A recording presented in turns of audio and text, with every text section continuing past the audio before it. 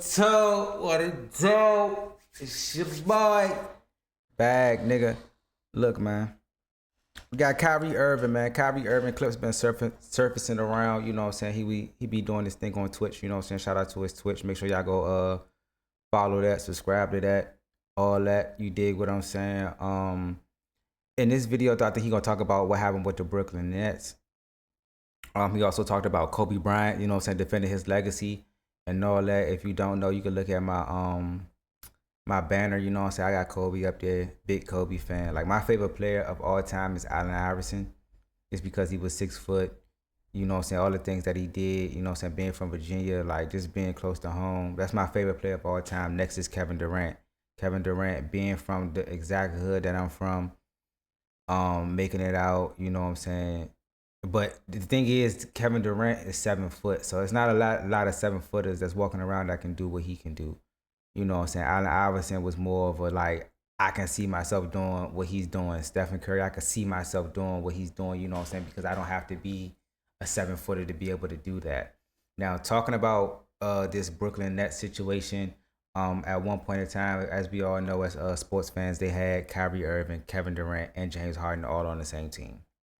They only played like about 12 to 14 to maybe 16 games together.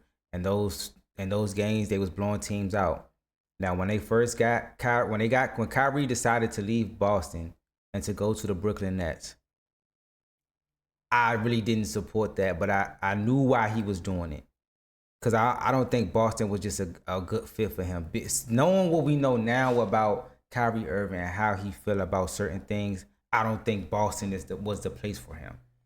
I feel like Jaylen Brown has a little bit of that because he won a championship and he got drafted there. It's a little different, but getting traded there and they have to take you on and all your beliefs and what you believe in and how you are as a person and all that. Your talent can only go but so far when it comes down to, you know what I'm saying, people accepting, especially when you're not living up to the expectations that they set forth for you. So, you know what I'm saying? I don't think that was a good fit for him, but him going to Brooklyn was cool because I feel like they wanted to start their own thing. They wanted to, you know what I'm saying? He wanted to he still was chasing that get out of LeBron James' shadow. You dig what I'm saying? And because he could have went to New York, he could have went to the Knicks, whatever the case may be, but he didn't. They decided to go to the Brooklyn Nets. There was a new team. You know what I'm saying? Jay-Z was over there. It was just something new that was popping. And KD decided to, you know what I'm saying? I don't think he followed KD. I think he seen, and they probably had discussions and they seen the same thing and was like, all right, okay, let's, you know what I'm saying, let's see what we can do over there. And I think the first year, if I'm not mistaken, I think Kevin Durant was hurt. That was coming off the Achilles injury. So Kyrie was already there by himself, but he couldn't, they once KD got back into, you know, into the flow of things, they made it to, I want to say, they made it to the second round. And then that following year, they went ahead and got James Harden. Now, one thing we can't say about James Harden is he's going to play damn near all the games.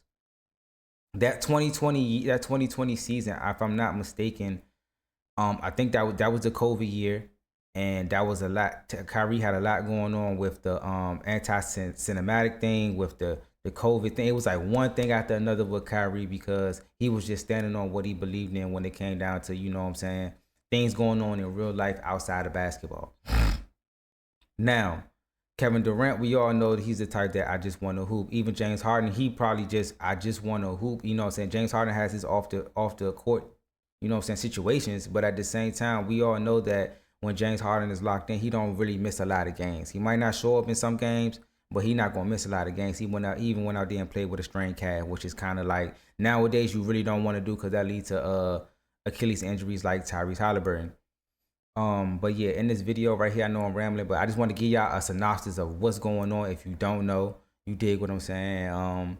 We about to tap into it and see what, cause we heard what Kevin Durant had to say on the Mind the Game podcast with LeBron James. Shout out to that podcast as well. And of course, you know what I'm saying, Steve Nash and Kevin Durant, and it was Kyrie Irving. So we about to hop into this and see, you know what I'm saying, what Kyrie's side and what he had to say. That deal, you had just signed the deal, but I feel like we were secure, but everything else around us was going to And not in a bad way. We got GMs going to other teams. We got coaches going to other teams. We got players forcing trades. We got bringing Ben Simmons. He's back. Like it was just so much. I had just signed that deal. You had just signed the deal. Clarity here, all right? But I feel like we were secure, but everything else around us was going. So when he says, Not in a bad way. We got and it's obviously, again, I didn't take this personally. everything else around us was. And I love that, Kai. I love that. You know what I'm saying? And nowadays, everybody takes stuff personal, or they go the personal route when just state the facts. Let's hear the facts. So when he says this, I'm not taking that personally. It was a lot going on around all of us, right? But how Steve ended up becoming our head coach, I'll let Kay answer that, right, when he's ready. But I already had my own thoughts on how the coaching situation was going to go, right?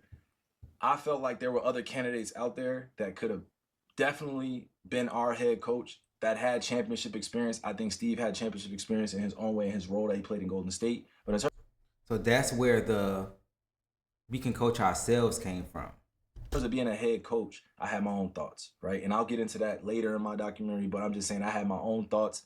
And when Steve became our head coach, he even admitted to me that he had his own reserves on coaching me, and I had my reserves on him being coached by him. So we had already hashed that out, but I'm not gonna sit here and pretend like, yeah, it was all easy around just everything in Brooklyn. We're one of the most watched teams now because we have all-stars, MVPs on the team.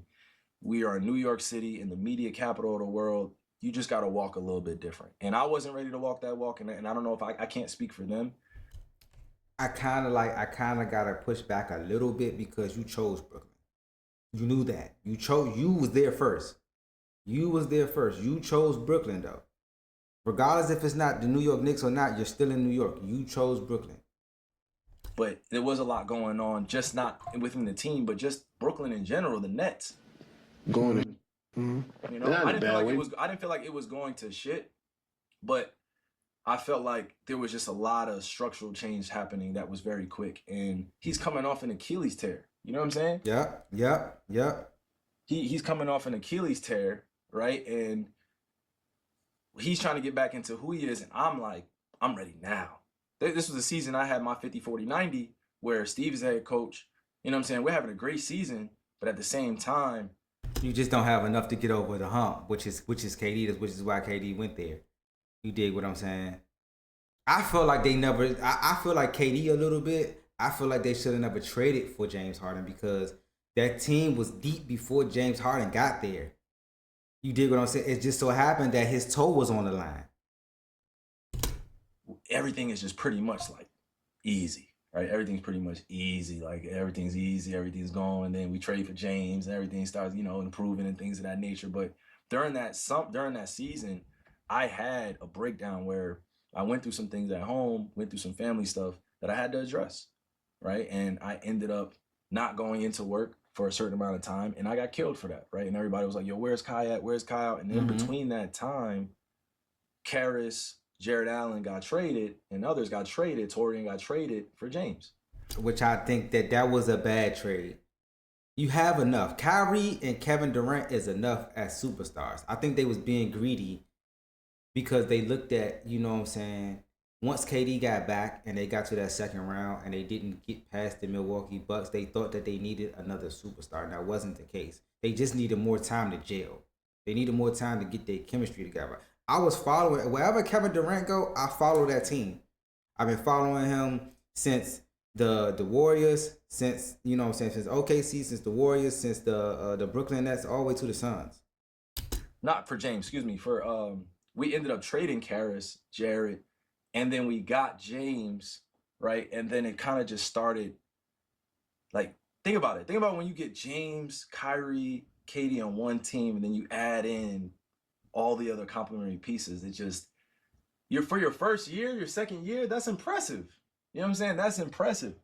I thought they did too much. 40-90 season, did I want to leave the team the way I did? Hell no. But again, I take my accountability for not being in the greatest space mentally, physically, emotionally, So I didn't know how to even express that to them at the time. Like, yo, this is how I was feeling. This is what I'm dealing with. It was just kind of like me, isolated, being reclused. Like, y'all don't really understand what's going on. So I get it. We got I get it. GMs That's what I'm going to saying. other I get it. teams. We got coaches going to other teams. Yep, and he's talking about coaches going to the team. Ime Udoka literally went to the Boston Celtics after coaching with us. That was crazy, bro. Yeah, to see what Ime is now, that is crazy. And then you got to think about it. Why? Damn, they had Ime and didn't hire from within, and went out there and got Steve Nash. You gotta let that sink in. You know, that was crazy. We had Ime Udoka literally go to Boston the next year. I mean, like, you had coaches leaving other teams, and it wasn't anybody's fault. It's just opportunity. But we're in the same division. Mm-hmm. Can you imagine going against the coach that literally saw all of our strengths and weaknesses, and now we're playing against them? You know what I'm saying? So Boston was ready for us. Ime had them ready, had the Celtics ready, dog. When we played them in the 2022 playoffs, shit got wild. Shit got wild, y'all. For sure, shit got wild. So we had a lot going on. Katie is right. That's what I'm saying. When I said I'm gonna address this on stream, it literally was just about doing this and having fun with it and letting people know. Okay. Mm-hmm. You know, letting people know like what it is. That's all. It's a minute. We got players forcing trades. We got bringing Ben Simmons. He's back. Like, it was. All right, so I'm not gonna lie. So I feel like Ben Simmons about to catch a stray, bro. Because around that time, you got to remember, Ben Simmons is coming off the Philadelphia 76ers turmoil. Him, you know what I'm saying, not shooting the ball and all this type of stuff. And it's just crazy right now. It's just like his confidence, his everything. Like, Ben Simmons is at his lowest, and it's just like they only really got Ben Simmons for defense, for real, to help out Kyrie, because, you know, Kyrie is very, very good on the offensive side, but he kind of you know what I'm saying, lacks in the defensive side. Well, Ben Simmons is a 6'10" point guard. You know what I'm saying? He passed the ball. He could play defense. He can do what he do. When we traded James for Ben, right? That whole Nets Big Three era. By the way, Nets World, you probably won't give me any credit, but Nets World, that's definitely something that I came up with. But it's okay. Nets World probably was existence before I came up with. That's fine too. But when I started calling it Nets World, everything like that started going up. All right. So when James got traded for Ben, I don't think we knew the landscape of where Ben was at, right? I don't think we knew where Ben was at. So when how? That's what I'm saying. We gotta. How though? We already know once he got traded, once he was going, he was at odds with Doc Rivers. He was, I guess you can say that y'all didn't know that his confidence was at an all-time low basketball wise, because I guess we just didn't. But you can tell though, like, sometimes, well, I don't know, because sometimes, you know what I'm saying, players be disgruntled just to move, a la James Harden. But so we seen that with Ben Simmons. So you thinking, okay, he got out of there, he's going to go back to the regular Ben Simmons with a new team. And that wasn't the case. What we seen in Philly with Ben Simmons is who he was. It just finally showed itself. And once he got to the Brooklyn Nets, it was kind of like, what did you expect? Why would you, like, if anything, the reason why James Harden wanted to trade was because of what Kyrie was doing. Let's keep it above. Kyrie was, you got to think about it, that 2020 year, it was the COVID thing. Then it was the, what he just spoke about with his personal problems at home. And then on top of that, I think it was an injury.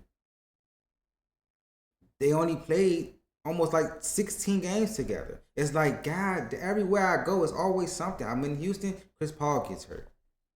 I go to Philly, Joel Embiid gets hurt. It's like, damn. Trade happened and shocked a lot of people. It shocked me. I was talking to James one day. I'm like, shit, bro, we about to go with these championships. And it was like a day later, asked for a trade. I was like, oh, shoot. So I mean, okay. so shit like that now. Oh, so yeah, okay. So James was on a whole different type time then. Because he's saying that they was talking about winning championships, and then you know what I'm saying, out of nowhere, James asks for a trade. So they be like, you know what I'm saying, swindling each other a little bit. Okay, I can't be mad. I'm not gonna ever be mad at someone doing what's best for them, right? And shout out to James, right? And I've had my conversation with James, and I told him, I said, bro, I understood completely. I understood completely what you were doing, man. I understood, like, you're in the middle of the season, you're unsure about what I got going on. You don't know what the next portion of your career is gonna look like. You know, things are going on, so you have your questions. You know, what contract you gonna get? Because we're all max deal players at that point. Me, James, and Kay are all max deal players. Facts. We are all worth whatever we're about to get paid, right? I'm gonna say that out loud. But for sure, when that happened and we got banned, a lot more pressure started to come in on our franchise, because now not only do we have this going on, but also we have what Ben Simmons situation that Ben is dealing with, where everybody is trying to micromanage the spun narrative, like he's doing this, he's doing that. So facts. It wasn't a fair trade at the outset, right? It was not at all. I didn't feel like that was a fair trade, but at the same time, when it happened, he went to our division. He went to Philly. So not only did we lose Ime Udoka, and then we lost one of our assistant GMs, but we lost James to Philly. So it's not really they lost. It's more like y'all fumbled in a certain extent because of what you had going on. It was a whole lot of uncertainty around what you were wanting to do. You feel what I'm saying? Like, and so James decided I gotta go somewhere where I have a chance to win. You know what I'm saying? So it was kind of crazy, but it was just like, because if I'm not mistaken, KD was the last to get traded from Brooklyn. I think James left first. Then it was you to Dallas, and then KD to Phoenix. But it was like, that's why I'm saying after that, I was over the super team type thing. I fully believe like you can Jordan and Pippen it through the NBA season with a good team. If you have a Kyrie and a KD, and you have a solid all-star, those are two superstars. A solid all-star. You don't gotta be a superstar or a famous name. Just a solid all-star, a solid 20 points a game with great complementary players. You can make it to the finals. Same division with our brothers. You know, and they know everything that we got going on. So when you spend a season or two with somebody, you're gonna know their habits, you're gonna know their strengths and weaknesses. Facts. You know, that, and I just I'm grateful that all of this stuff is just business, you guys. Basketball is not meant to be this harmful, violent, you know, like he said, she said type of eventful space, bro. This is not Love Island, y'all. This ain't this is not Love Island. I haven't even seen Love Island. This is not Real World. This is not The Shore. This is the basketball of like the NBA drama space. Is not real drama, you guys. It's not. I'm here to tell you that. Now, it may seem like guys don't get along because guys may be misunderstanding people's moves or what they do, or, you know, something. Of course, some certain situations are different. They're serious. But I'm saying the basketball drama that's created, like, look at them going against each other. Look at them. It looks like they don't like each other. It's like, bro, in competition, that's how it is. You're my brother, and you were just with me, rocking with me, and we were supposed to win championships together. We had these higher expectations. Of course, I'm going to try to knock your block off. I'm human. You know what I'm saying? It's a business at the end of the day, but it's entertainment, dog. It's like NBA, maybe that little equal sign to WWE sometimes, bro. Like, people get it messed up in their minds, be living out these characters and these nicknames. It's just not it. It's not it. I don't live like that. You know what I'm saying? So I'm able to talk about these things in a very, I won't say in a very friendly manner, because business ain't shit friendly, but you know, these are my brothers at the end of the day, you guys. These are people I care about. I care about their families. I care about them succeeding. I care about them as black men. I care about them as young men, or older men as well, like in terms of just how we have made it out of, we made it out of nowhere damn near, you know what I'm saying? And we've been part of the renaissance of the league being worth billions of dollars. So of course, like, we're going to have our spats, we're going to have our shit, but when things like this occur, just so much stuff going on. It's all good, y'all. around us, I feel like By the way, and mind you, I'm aware that they've had a few drinks as well. Oh nah, hell nah. We ain't gonna give him that. Cause we know when the drinks come out, that's when the truth come out. But sometimes, bro, stuff be so organic, stuff be so genuine and authentic that you don't even need to be drunk to speak the truth because it's been on your mind, your heart, your soul for the longest, and you just gotta get it off. You feel what I'm saying? So to me, personally, you know what I'm saying? It was a wash, bruh. It was a wash. Ain't no way in hell you got those three superstars and you don't make it to the finals or at least the Eastern Conference Finals.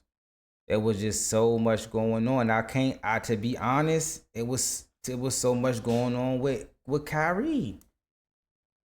It was just so much to the point to where it's though like, all right, bro, we got to try to thug this out with KD and James, and then James Harden gets hurt. But I mean, y'all let me know in the comments how y'all feel about it. You dig what I'm saying? I'm glad to see Kyrie with a Twitch and speaking this piece. He ain't gotta, you know what I'm saying, watch what he say or whatever the case may be. Like he is free to talk about whatever, whenever, however he want to do it. And that's dope right there. So I definitely appreciate that, man. We need more from Kyrie for sure, for sure. Y'all make sure y'all hit that like button, hit that subscribe button, hit that notification bell, and comment what you think about this, man. Let me know what's up.